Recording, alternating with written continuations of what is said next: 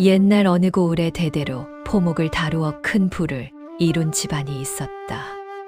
이 집안의 외아들 기철은 어려서부터 귀하게 자라 세상 무서운 줄을 몰랐고, 그 어머니 되는 시어머니는 남편을 일찍 여의고 홀로 이 큰 살림을 지켜온 강단 있는 여인이었다.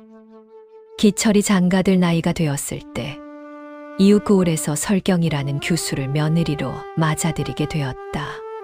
설경은 몰락한 양반가의 딸로 비록 살림은 넉넉지 못하였으나 어려서부터 총명하고 손끝이 야무지기로 소문이 자자하였다.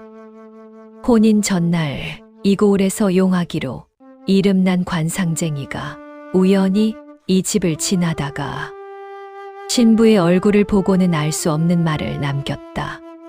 이 댁에 잠든 용이 한 마리 들어오는구나. 다만 이 용은 세 번째 여자가 들어오는 날에야 비로소 눈을 뜰 것이다. 그날이 오기 전까지는 아무리 짓밟혀도 소리 내지 않을 것이니 그 침묵을 어리석음으로 여기지 마시게.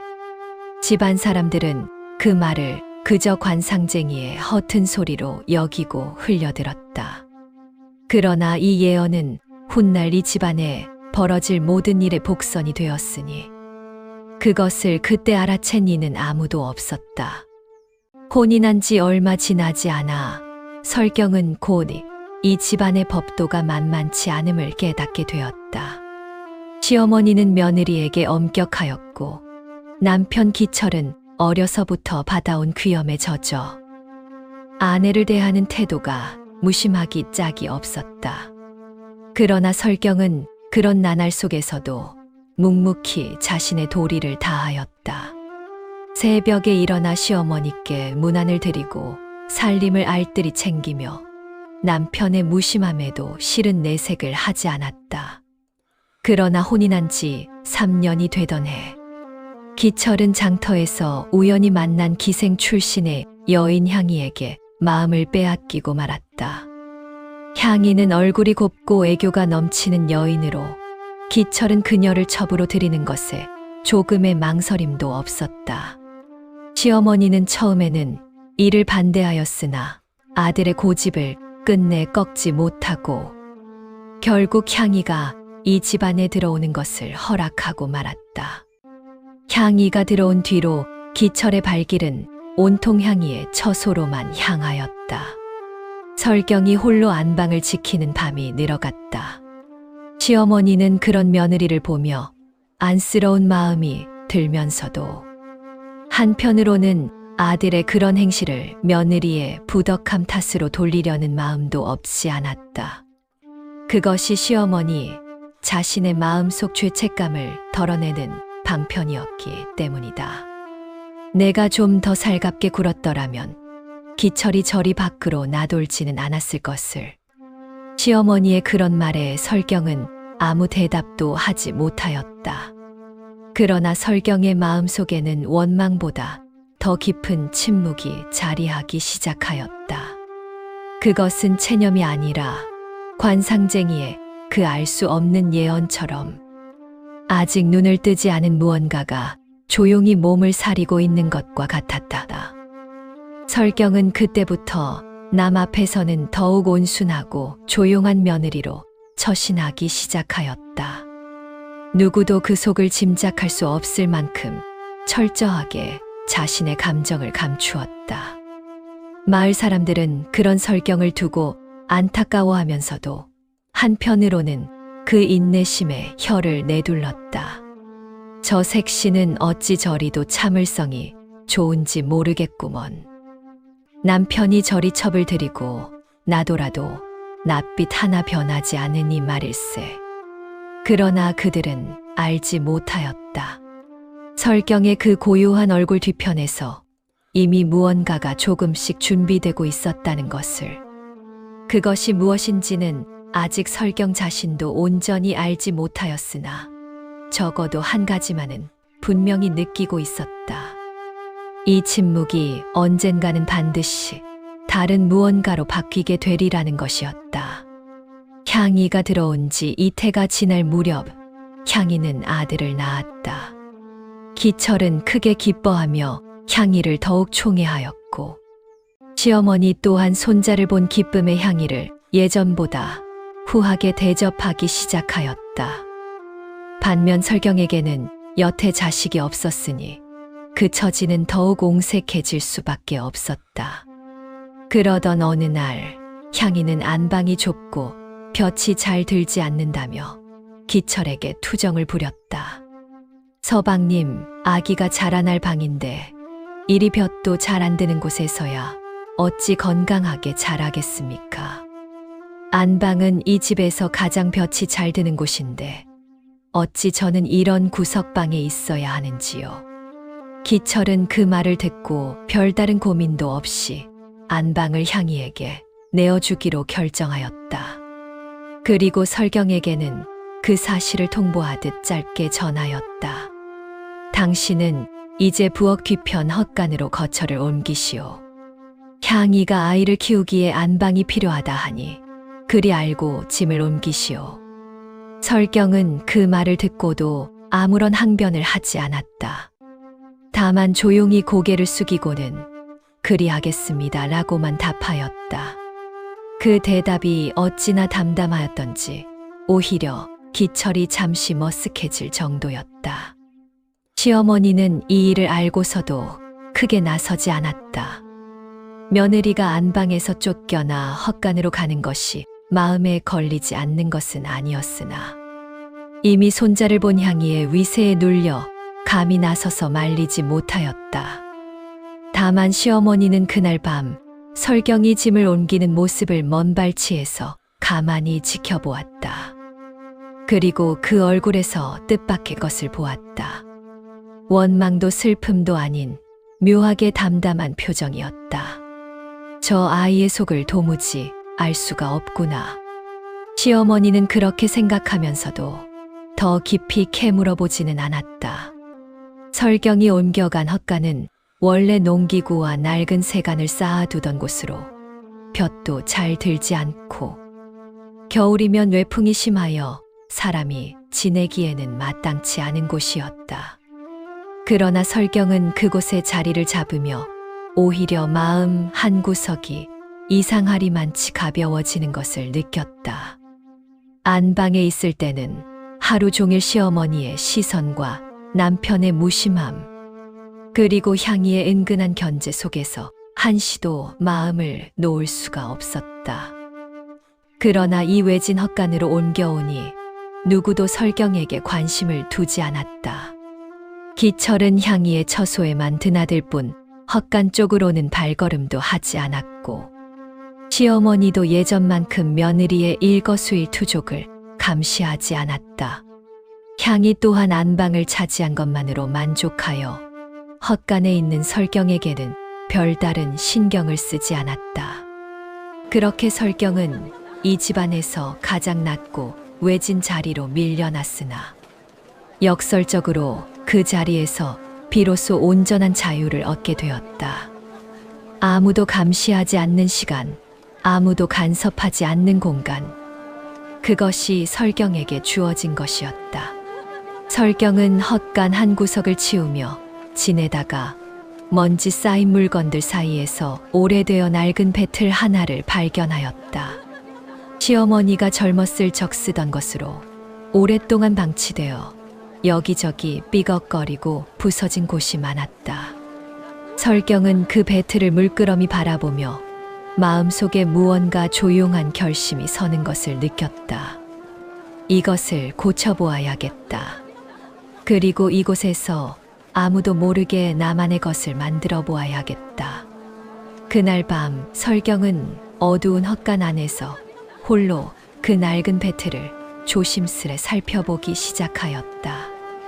그것이 훗날 이 집안 전체의 운명을 뒤바꿀 첫걸음이 되리라고는 그때는 설경 자신도 미처 알지 못하였다.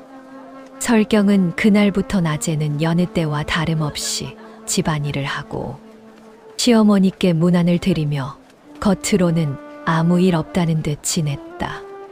그러나 밤이 깊어 온 집안 사람들이 잠든 뒤에는 홀로 헛간에 남아 낡은 배틀을 손질하기 시작하였다. 배틀에 이가 빠진 부분은 나무를 깎아 새로 끼워 넣고 삐걱거리는 죽은 기름을 먹여 부드럽게 만들었다. 어려서 친정에서 어머니에게 배웠던 길쌈 솜씨가 이때 큰 힘이 되었다. 몰락한 양반가에서 나고 자란 설경은 비록 살림은 넉넉지 못하였어도 어머니로부터 배 짜는 법만은 제대로 배워둔 터였다. 한 달여에 걸쳐 배틀을 손질한 끝에 마침내 그것은 다시 쓸 수 있을 만큼 온전한 모습을 갖추게 되었다. 설경은 그날 밤부터 본격적으로 배를 짜기 시작하였다. 등잔불도 켜지 않은 채 오직 손끝의 감각과 오랜 경험에 의지하여 어둠 속에서 조용히 배틀을 놀렸다. 소리가 새어나가지 않도록 배틀 아래에 헝겊을 덧대어 소음을 죽이는 지혜도 발휘하였다. 처음에는 서툴러 실이 자주 끊어지고 무늬도 고르지 못하였으나 밤마다 거듭할수록 그 솜씨는 눈에 띄게 늘어갔다.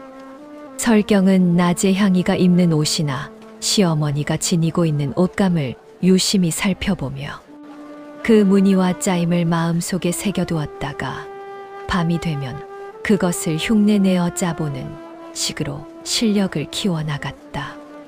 이렇게 짜는 배는 처음에는 몇 자 되지 않는 적은 양이었으나 시간이 흐를수록 그 양이 조금씩 늘어갔다.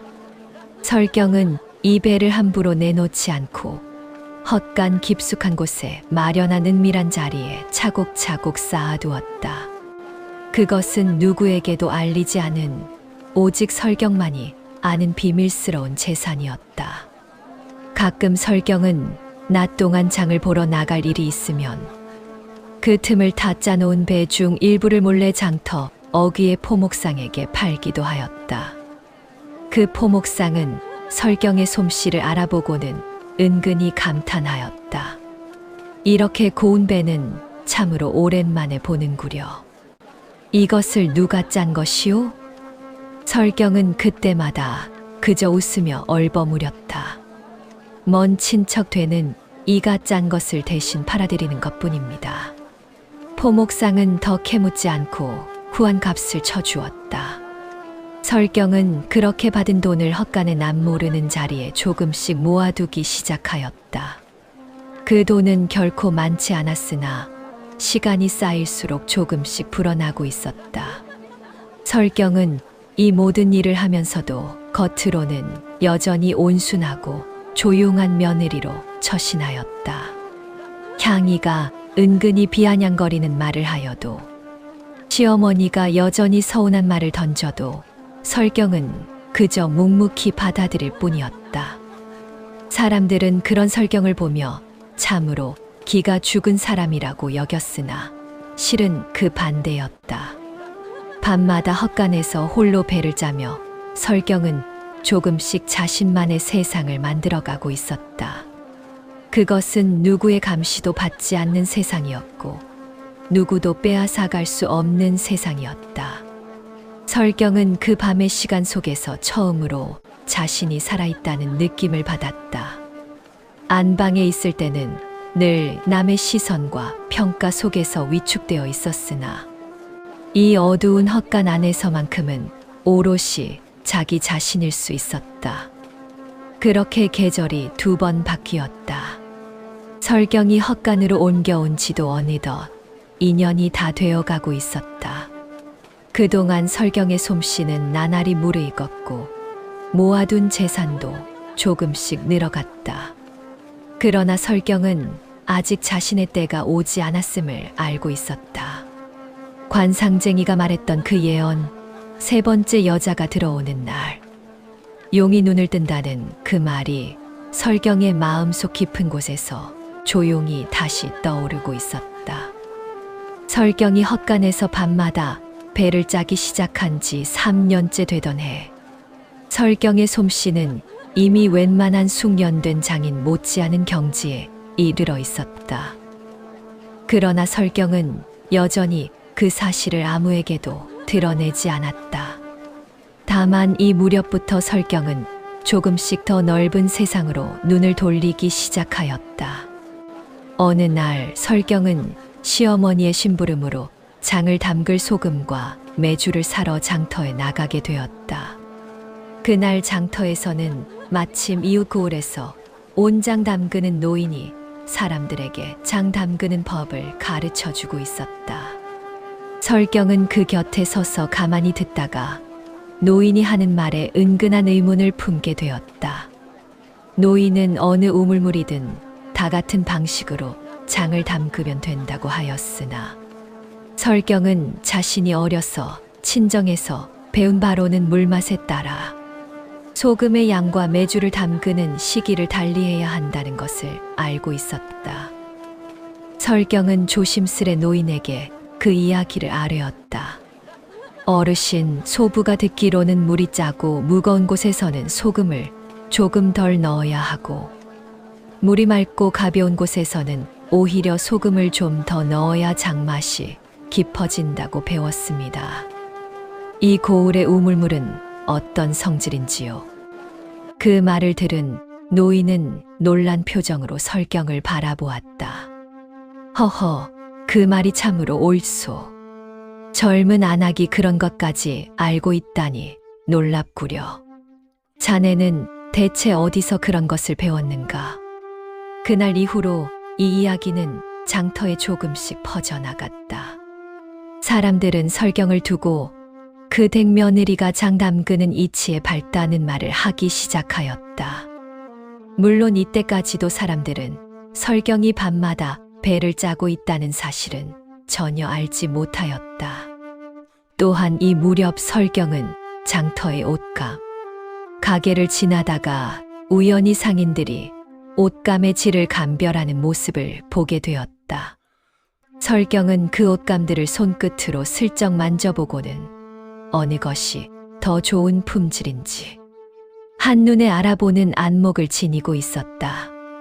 어느 날 옷감 가게 주인이 곤란한 표정으로 다른 상인과 실랑이를 벌이고 있는 것을 보고 설경은 조심스레 끼어들었다.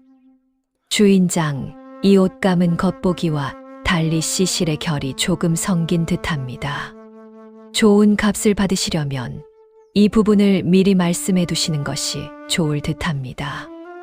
옷감 가게 주인은 설경의 그 정확한 지적에 크게 놀라며 감탄하였다. 부인의 안목이 참으로 예사롭지 않으시구려. 어디서 이런 눈썰미를 기르셨소? 설경은 그저 웃으며 대답을 흐렸으나 이런 일들이 하나둘 쌓이면서 설경에 대한 소문은 점차 넓게 퍼져나가기 시작하였다. 마을 사람들은 설경을 두고 그 댁 며느리가 보기와 달리 여간 내기가 아니다라는 말을 은근히 주고받게 되었다. 이러한 소문은 결국 시어머니의 귀에도 들어가게 되었다. 시어머니는 처음에는 반신반의하였으나 며느리를 다시 눈여겨보기 시작하였다. 그러나 설경은 여전히 집안에서는 조용하고 온순한 태도를 유지하였기에 시어머니는 그 재능의 깊이를 정확히 가늠하지 못하였다. 다만 시어머니의 마음속에는 며느리에 대한 어떤 새로운 인식이 조금씩 자리 잡기 시작하였다. 저 아이가 겉보기와는 다른 사람이었구나. 그러나 이 무렵 집안에는 또 다른 풍파가 몰아치고 있었다. 기철이 향이에 이어 또 다른 여인을 첩으로 들이려 한다는 소문이 돌기 시작한 것이다. 설경은 그 소문을 들으며 관상쟁이가 말했던 그 예언을 다시금 떠올리지 않을 수 없었다. 세 번째 여자가 들어오는 날 용이 눈을 뜬다던 그 말을 기철은 결국 매화라는 이름의 여인을 세 번째 첩으로 들이게 되었다. 매화는 향이보다 더욱 영악하고 계산이 빠른 여인으로 이 집안에 들어오자마자 향이와는 또 다른 방식으로 기철의 마음을 사로잡았다. 매화는 특히 재물에 대한 욕심이 남달라 이 집안의 살림이 어찌 돌아가는지 재산이 얼마나 되는지를 은근히 캐고 다니기 시작하였다. 매화가 들어온 지 얼마 되지 않아. 매화는 우연히 설경이 헛간에서 밤늦도록 무언가를 하고 있다는 것을 눈치채게 되었다. 어느 날 밤, 잠을 이루지 못하던 매화가 뒷간에 다녀오는 길에 헛간 쪽에서 희미하게 새어나오는 배틀 소리를 듣게 된 것이다. 매화는 호기심에 몰래 헛간 근처로 다가가 문틈으로 안을 들여다보았다. 그곳에서 매화는 설경이 어둠 속에서 홀로 배를 짜고 있는 모습과 한쪽 구석에 쌓여 있는 상당한 양의 배와 은자를 발견하게 되었다. 매화는 그 광경을 보고 속으로 크게 놀랐다. 저 여인이 이런 재물을 몰래 숨겨두고 있었다니. 이것을 어찌 이용해야 할까? 매화는 그 재물을 탐내면서도 동시에 이를 이용하여 설경을 이 집안에서 완전히 몰아낼 계략을 꾸미기 시작하였다. 매화는 며칠 뒤 기철과 시어머니가 함께 있는 자리에서 은근슬쩍 이야기를 꺼냈다. 제가 요즘 이상한 소리를 들었는데 밤마다 헛간 쪽에서 무슨 소리가 난다고 하더이다. 혹시 도둑이 든 것은 아닌지 걱정이 되어 말씀드립니다. 이 말에 기철과 시어머니는 크게 놀라 헛간을 살펴보기로 하였다. 매화는 미리 계획한 대로 그날 밤 설경이 잠시 자리를 비운 틈을 타 은밀히 시어머니의 폐물함에서 값비싼 은비녀 하나를 훔쳐 헛간의 설경의 물건 사이에 몰래 숨겨두었다. 다음 날 기철과 시어머니는 매화의 안내를 받아 헛간을 수색하게 되었다. 그리고 그곳에서 설경이 몰래 짜놓은 배와 모아둔 은자, 그리고 매화가 숨겨놓은 시어머니의 은비녀까지 함께 발견하게 되었다. 매화는 그 자리에서 손뼉을 치며 소리쳤다. 세상에, 이럴 수가. 형님이 몰래 이런 재물을 숨겨두고 있었을 뿐만 아니라 어머님의 은비녀까지 훔쳐 감춰두었다니요. 그동안 얼마나 많은 것을 몰래 훔쳐 이곳에 쌓아두었는지 알 수가 없겠습니다. 시어머니는 자신의 은비녀를 보고 크게 놀라며 노하였다. 기철 또한 아내가 이토록 큰 재물을 몰래 숨겨두었다는 사실에 분노하였다. 당신이 그동안 이 집안의 재물을 몰래 빼돌리고 있었단 말이오? 이 무슨 배은망덕한 짓이오. 설경은 그 순간 억울함에 가슴이 무너지는 듯하였으나 매화가 미리 꾸며놓은 그 교묘한 함정 앞에서 자신의 결백을 밝히기가 쉽지 않았다. 은비녀가 어찌 그곳에 있게 되었는지 설경 자신도 알 수 없는 노릇이었기 때문이다. 어머님, 이 은비녀는 소부가 결코 손댄 적이 없습니다. 이것이 어찌 이곳에 있게 되었는지 소부도 알지 못합니다. 그러나 시어머니와 기철은 이미 매화의 말에 마음이 기울어 있었다. 시어머니는 매섭게 소리쳤다. 내가 이토록 뒤로 이런 짓을 하고 있었다니. 내가 너를 잘못 보았구나. 당장 이 집을 떠나거라. 다시는 이 집안에 발을 들이지 말거라. 기철 또한 아무런 변호도 하지 않은 채 아내를 향해 차갑게 등을 돌렸다. 설경은 그 자리에서 아무 말도 하지 못하고 그저 고개를 숙였다. 그러나 그 얼굴에는 뜻밖에도 희미한 미소가 스치고 지나갔다. 그것은 절망의 미소가 아니라 마치 오래도록 기다려온 무언가가 마침내 이루어졌다는 듯한 알 수 없는 평온함이 담긴 미소였다. 그날 설경은 그동안 밤마다 짜온 배와 모아둔 은자를 조용히 챙겨 보따리에 싸서 아무런 원망의 말도 없이 그 집을 나섰다. 등 뒤로 대문이 닫히는 소리를 들으며 설경은 문득 관상쟁이의 그 오래된 예언을 떠올렸다. 세 번째 여자가 들어오는 날, 용이 눈을 뜬다. 이제 그날이 온 것이었다. 집을 나선 설경은 곧장 친정으로 향하지 않았다. 이미 몰락한 친정으로 돌아가 봐야 그저 얹혀 사는 신세가 될 뿐이라는 것을 잘 알고 있었기 때문이다. 대신 설경은 그동안 몰래 짜둔 배와 모아둔 은자를 미천 삼아 이웃 고을의 장터 근처의 작은 방 한 칸을 얻어 자리를 잡았다. 설경이 가장 먼저 한 일은 그동안 밤마다 짜둔 고운 배를 장터의 포목상들에게 내다 파는 것이었다. 이미 오래전부터 은밀히 거래를 해온 포목상은 설경을 알아보고 반갑게 맞이하였다. 아니, 이게 누구시오? 그 고운 배를 짜시던 분이 아니시오? 그런데 어찌 이리 홀로 계시는 것이오? 설경은 그동안의 사정을 간략히 설명하며 이제부터는 이곳에서 직접 배를 짜고 옷감을 다루는 일을 해보고 싶다고 말하였다. 포목상은 설경의 그 뛰어난 솜씨를 익히 알고 있었기에 흔쾌히 설경을 돕기로 하였다. 설경은 그렇게 얻은 작은 방에서 다시 배틀을 놓고 일을 시작하였다. 이번에는 더 이상 밤에 숨어서 할 필요가 없었다. 낮이고 밤이고 설경은 자신의 온전한 시간과 공간 속에서 마음껏 솜씨를 발휘할 수 있었다. 그동안 갈고 닦은 실력에 더하여 이제는 그 실력을 세상에 드러낼 수 있게 된 것이었다.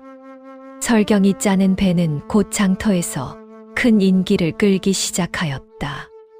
무늬가 곱고 짜임이 촘촘하며 색이 곱게 물들여질 그 배는 다른 상인들의 것과는 확연히 구분되는 품질을 지니고 있었다. 게다가 설경은 예전 장터에서 익힌 안목을 살려 물맛에 따라 염료를 배합하는 법이나 옷감의 결에 따라 재단하는 법까지 자신만의 방식으로 발전시켜 나갔다. 소문은 삽시간에 퍼져나갔다. 이웃 고을은 물론 먼 지방의 상인들까지도 설경이 짠 배를 구하기 위해 몰려들기 시작하였다. 설경은 처음에는 혼자 힘으로 감당하다가 점차 일손이 부족해지자 마을의 가난한 여인들을 하나둘 고용하여 함께 일하기 시작하였다. 설경은 이 여인들을 대함에 있어 남다른 마음가짐을 지니고 있었다. 자신이 헛간에서 홀로 고생하며 재능을 키워왔던 그 시절을 떠올리며 재능은 있으나 기회를 얻지 못한 여인들에게 진심으로 기술을 가르쳤다. 설경 아래서 일하는 여인들은 하나같이 설경을 존경하고 따랐다. 한 해가 지나자 설경의 사업은 작은 배틀 하나에서 시작하여 여러 대의 배틀을 갖춘 제법 규모 있는 작업장으로 성장하였다.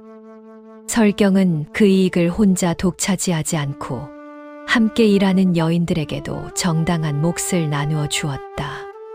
그러자 더 많은 여인들이 설경 아래서 일하기를 원하였고 설경의 작업장은 나날이 번창해 갔다. 이 무렵 설경의 이야기는 다시 예전 시댁이 있던 고을에까지 전해지기 시작하였다. 사람들은 놀라움을 금치 못하였다. 아니, 도둑으로 몰려 쫓겨났던 그 며느리가 지금은 큰 작업장의 주인이 되었다는구먼. 그러게 말일세. 대체 그 헛간에서 무슨 일이 있었던 겐가. 이 소문은 결국 시어머니와 기철 그리고 매화의 귀에까지 들어가게 되었다. 시어머니는 그 소식을 듣고 마음이 복잡해졌다. 며느리를 그리 매몰차게 내쫓았던 것에 대한 죄책감과 며느리가 정말로 그런 재능을 지니고 있었다는 사실에 대한 놀라움이 뒤섞여 있었다. 그러나 이때까지도 시어머니는 그 은비녀 사건의 진실을 알지 못하고 있었다. 한편 기철과 매화는 설경의 성공 소식을 들으면서도 그것이 자신들과는 무관한 일이라 여기며 대수롭지 않게 넘겼다.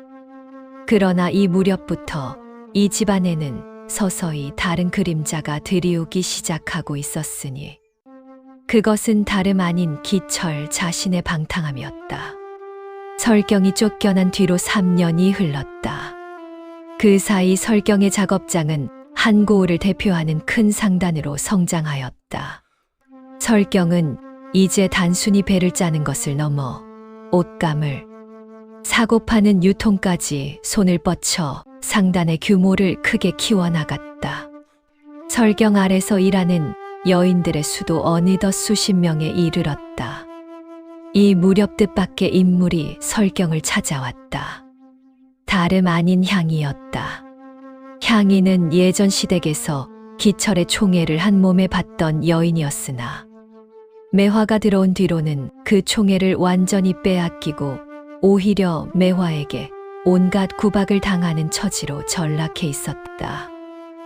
향이는 결국 그 집을 나와 갈 곳 없이 떠돌다가 설경의 소문을 듣고 염치불고하고 찾아온 것이었다. 향이는 설경 앞에 무릎을 꿇고 눈물을 흘리며 용서를 빌었다. 형님, 제가 그동안 형님께 얼마나 몹쓸 짓을 하였는지 잘 알고 있습니다. 그런데도 이리 염치 없이 찾아온 것은 달리 갈 곳이 없기 때문입니다. 부디 저를 내치지 말아 주십시오. 설경은 잠시 향이를 물끄러미 바라보았다. 예전 같으면 원망할 만한 상대였으나 설경의 마음속에는 이미 원망보다 더 큰 것이 자리하고 있었다. 설경은 향이를 일으켜 세우며 말하였다. 지난 일은 이미 지난 일이다. 내가 이곳에서 새로 시작하고 싶다면 내 기꺼이 자리를 내어주겠다. 다만 이곳에서는 모두가 자신의 몫만큼 일하고 그만큼의 대가를 받는다. 그 점을 명심하거라. 향이는 그 말에 감격하여 다시금 눈물을 흘렸다. 그날부터 향이는 설경의 작업장에서 새로운 일을 배우기 시작하였다. 처음에는 서툴렀으나 시간이 지날수록 향이 또한 나름의 재주를 발휘하며 자리를 잡아갔다. 얼마 지나지 않아 매화 또한 비슷한 처지로 전락하게 되었다. 기철이 매화의 그 계산적인 성정에 점차 실증을 느끼기 시작하였고, 게다가 매화가 시집 재물을 몰래 빼돌리려 한 것이 발각되면서 매화 역시 그 집에서 쫓겨나는 신세가 되고 만 것이다. 매화는 갈 곳이 없어 방황하던 끝에 결국 설경을 찾아오게 되었다. 매화는 향이와 달리 처음에는 뻔뻔한 태도를 보였다. 내가 부인을 곤경에 빠뜨린 것은 사실이나 그것은 다 각자 살아남기 위한 방편이었을 뿐이요. 이제 나도 갈 곳이 없으니 부인이 좀 도와주시오. 설경은 매화의 그 뻔뻔함에 잠시 어이가 없었으나 결국은 향이에게 그러하였듯 매화에게도 자리를 내어주기로 하였다. 다만 이렇게 말하였다. 내가 나를 곤경에 빠뜨린 그 계량만큼의 영리함이 있다면 그것을 이제는 좋은 곳에 써보아라. 이곳에서는 그 영리함이 사람을 해치는 데 쓰이지 않고 사람을 이롭게 하는 데 쓰일 수 있을 것이다. 매화는 그 말에 잠시 놀란 표정을 짓더니 이내 고개를 숙였다. 그리고 그날 이후로 매화는 그 영민함을 살려 상단의 장부를 관리하고 거래를 성사시키는 일에 재능을 발휘하기 시작하였다. 이렇게 하여 설경의 상단에는 한때 자신을 괴롭혔던 향이와 매화까지 함께하게 되었다. 사람들은 이 소식을 듣고 놀라움을 금치 못하였다. 세상에 자신을 그리도 모질게 대했던 이들까지 거두어 들이다니 그 마음이 참으로 널구려. 그러게 말일세. 보통 사람 같으면 원한을 품고 등을 돌렸을 텐데 말이야. 그러나 설경은 이 모든 일을 특별한 것으로 여기지 않았다. 설경은 그저 이렇게 생각할 뿐이었다. 미운 사람도 결국은 각자의 사정과 두려움 속에서 그리 행동한 것일 뿐이며 그 사람에게도 다시 시작할 기회를 주는 것이 사람된 도리라고 말이다. 이는 예전 헛간 시절 시어머니가 지나가는 말처럼 하였던 가르침을 설경이 마음속 깊이 새겨두고 있었기 때문이었다. 한편 설경이 쫓겨난 이후로 예전 시댁의 살림은 눈에 띄게 기울어가고 있었다. 기철은 향이에 이어 매화까지 첩으로 들이며 방탕한 생활을 이어갔고 여기에 그치지 않고 노름과 술에 빠져 집안의 재물을 흥청망청 써버리기 시작하였다. 시어머니가 아무리 타일러도 기철은 듣지 않았다. 사실 시어머니는 오래전부터 아들의 이런 방탕함을 예감하고 있었다. 설경이 쫓겨나기 며칠 전 시어머니는 이미 아들의 씀씀이와 행실을 지켜보며 앞으로 이 집안의 재산이 아들의 손에서 온전히 지켜지지 못하리라는 것을 직감하고 있었다. 그리하여 시어머니는 설경이 쫓겨나기 전날 밤 아무도 모르게 고을 관아를 찾아가 은밀히 한 가지 일을 처리해 두었다. 그것은 다름 아니라 이 집안 재산의 7할을 며느리 설경에게 넘긴다는 내용의 분재기를 작성해 두는 것이었다. 시어머니는 이 사실을 아들에게도 며느리에게도 그 누구에게도 알리지 않은 채 오직 관아의 문서 속에만 은밀히 남겨두었다. 사실 시어머니가 이런 결정을 내린 데에는 복잡한 마음이 있었다. 시어머니는 며느리를 늘 엄하게 대하였으나 마음속 깊은 곳에서는 며느리의 그 묵묵한 성실함과 어려서부터 지켜본 총명함을 누구보다 잘 알고 있었다. 그리고 아들의 방탕함이 언젠가 이 집안을 무너뜨릴 것이라는 불안감도 늘 품고 있었다. 그리하여 시어머니는 최악의 상황에 대비하여 이 집안의 근본이 되는 재산만은 지킬 수 있는 이에게 미리 넘겨두기로 결심하였던 것이다. 물론 시어머니도 며느리가 정말로 도둑질을 하였다고는 온전히 믿지 않았다. 다만 아들과 매화의 기세에 눌려 그 순간에는 며느리를 변호하지 못하였을 뿐이었다. 시어머니는 며느리가 쫓겨난 뒤로 늘 마음이 편치 않았고 언젠가 그 진실이 밝혀지기를 마음속으로 바라고 있었다. 세월이 흘러 기철의 방탕함이 극에 달하자 결국 집안의 재산은 하나둘 빚쟁이들의 손에 넘어가기 시작하였다. 기철은 뒤늦게 정신을 차리려 하였으나 이미 때는 늦어 있었다. 결국 그 큰 기와집마저 남의 손에 넘어가게 되었고 기철은 하루아침에 거지 신세로 전락하고 말았다. 이 무렵 시어머니도 병을 얻어 자리에 눕게 되었다. 죽음을 예감한 시어머니는 마침내 오랫동안 감춰두었던 그 분재기의 존재를 아들에게 밝히기로 결심하였다. 기철아, 내가 오래전에 관아의 분재기 하나를 작성해 두었다. 이 집안 재산의 7할을 설경에게 넘긴다는 내용이었다. 나는 내가 언젠가 일이 될 것을 짐작하고 있었다. 이제 그 문서가 세상에 드러날 때가 되었구나. 기철은 그 말을 듣고 크게 놀랐다. 어머니, 그것이 정령사실이란 말입니까? 어찌 저에게 그런 말씀을 이제야 하십니까? 시어머니는 힘없는 목소리로 대답하였다. 내가 그때 그 분재기의 존재를 알았더라면 오히려 설경을 더욱 매몰차게 대하였을지도 모른다. 나는 그것이 두려웠다. 그리고 무엇보다 나는 내가 스스로 깨닫기를 바랐다. 사람을 함부로 대하고 도구로만 여기는 자는 결국 그 자신도 버림받는다는 것을 말이다. 기철은 그 말을 듣고 아무 말도 하지 못하였다. 자신이 그리도 당연하게 여겼던 이 집의 재산이 실은 자신이 쫓아낸 아내의 것이 되어 있었다는 사실 앞에서 기철은 비로소 자신이 저지른 일의 무게를 깨닫기 시작하였다. 시어머니는 그 뒤 얼마 지나지 않아 세상을 떠났다. 그리고 그 분재기의 내용은 관아를 통해 공식적으로 세상에 알려지게 되었다. 이제 이 집안의 재산 대부분은 법적으로 온전히 설경의 것이 되었다. 사람들은 이 놀라운 사실 앞에서 이렇게 입을 모았다.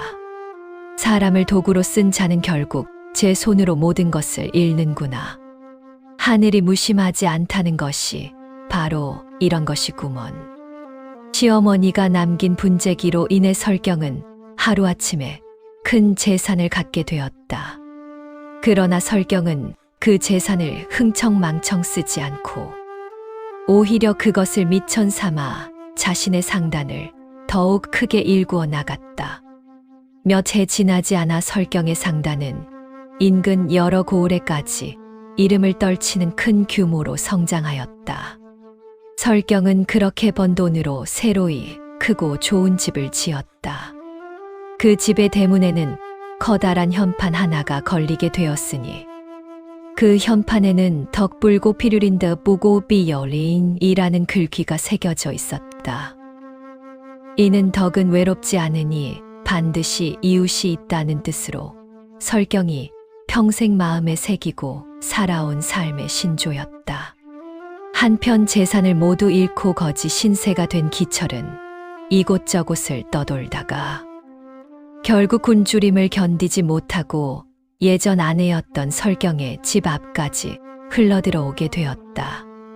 기철은 자신의 초라한 몰골이 부끄러워 차마 대문 안으로 들어서지 못하고 그저 대문 밖에서 서성이고 있었다. 이를 본 설경의 하인이 그 사정을 안 주인인 설경에게 아뢰었다. 사람들은 설경이 마땅히 지난날의 원한을 갚기 위해 기철을 내쫓거나 모른 척할 것이라 여겼다. 그러나 설경은 그 소식을 듣고는 조용히 밖으로 나가 기철을 마주하였다. 기철은 예전에 그 위세등등하던 모습은 온데간데 없이 초췌하고 남루한 모습으로 고개를 들지 못하였다. 설경, 내가 그동안 당신에게 저지른 죄가 너무나 크오. 이렇게 당신 앞에 나타난 것조차 염치 없는 일이나 배고픔을 견디지 못하여 일이 찾아오고 말았소. 설경은 잠시 말없이 그 초라한 모습을 바라보다가 하인에게 일러 따뜻한 밥 한 그릇을 가져오게 하였다. 그리고 그 밥그릇을 손수 기철 앞에 내려놓으며 말하였다. 지난 일은 이미 지난 일입니다. 미운 사람에게도 밥 한 그릇 내어주는 것이 사람된 도리라고 돌아가신 어머님께서 늘 말씀하셨지요. 저는 그 가르침을 잊지 않고 살아가려 합니다. 기철은 그 말을 듣고 그 자리에서 눈물을 쏟으며 밥그릇을 받아들었다. 그리고 오랫동안 참아왔던 후회의 눈물을 흘리며 조용히 밥을 먹기 시작하였다. 설경은 그 모습을 잠시 지켜보다가 조용히 몸을 돌려 다시 집 안으로 들어갔다. 더 이상의 말도 더 이상의 원망도 없었다. 그 뒤로 기철이 어떻게 되었는지는 정확히 전해지지 않는다. 다만 어떤 이야기에서는 기철이 그 뒤로 마음을 다잡고 설경의 상단에서 가장 낮은 자리부터 다시 시작하여 평생을 참회하며 살았다고도 전해진다. 설경의 상단은 그 뒤로도 오래도록 번창하였다. 설경은 자신이 겪었던 그 모든 시련을 마음속에 새기며 재능은 있으나 기회를 얻지 못한 이들에게 늘 문을 열어두었다. 향이와 매화를 비롯하여 설경 아래서 새로운 삶을 시작한 여인들의 수는 헤아릴 수 없이 많았다고 전해진다. 이 이야기는 그렇게 오래도록 사람들의 입에서 입으로 전해지게 되었다. 사람들은 이 이야기를 들려줄 때마다 이렇게 끝맺음을 하곤 하였다. 가장 낮은 곳에서 묵묵히 심은 인내의 씨앗이 결국 거목이 되는 법이라네. 설경이 쫓겨나던 그날 지었던 그 희미한 미소는 결코 무력함의 표현이 아니었지.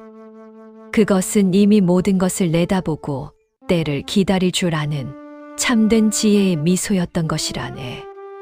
그리고 그 말과 함께 덕은 결코 외롭지 않으며 반드시 그 곁에 사람이 모여든다는 오래된 가르침이 오늘날까지도 전해지고 있다고 한다.